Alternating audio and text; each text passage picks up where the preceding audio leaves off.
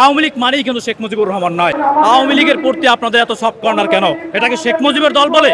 BNP এই fascist Awami লীগের চায় পুনর্বাসন করতে, এই কারণেই তারা এই কর্মসূচির সাথে এখন পর্যন্ত এক হয়নি।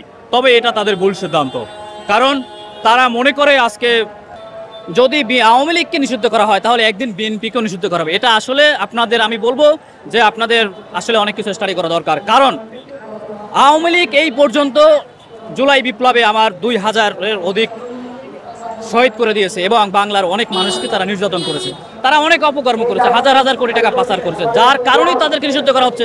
আপনাদেরকে আমি বিএনপি নেতাদেরকে বলতে চাই, আপনাদের কি ফিউচারে সেটা করার ইচ্ছা আছে কিনা? যদি ইচ্ছা না থাকে তাহলে আপনারা কেন ভয় পাচ্ছেন?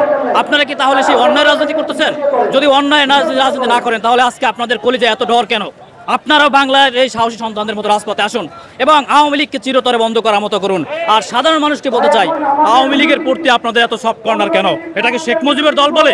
আপনারা কি ভুলে গেছেন 1974 সালে শেখ মুজিব এই আওয়ামী লীগকে কবর দিয়ে বাকশাল কায়েম করেছিল?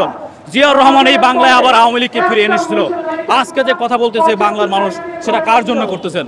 সেই 1974 সালের বাকশালকে দমন করে যখন আবার 75-এ নতুনভাবে আওয়ামী লীগ গঠন করা হলো, আজকে সেই আওয়ামী লীগ। সুতরাং এটা আপনার সেই শেখ মুজিবের করা আওয়ামী লীগ নয়।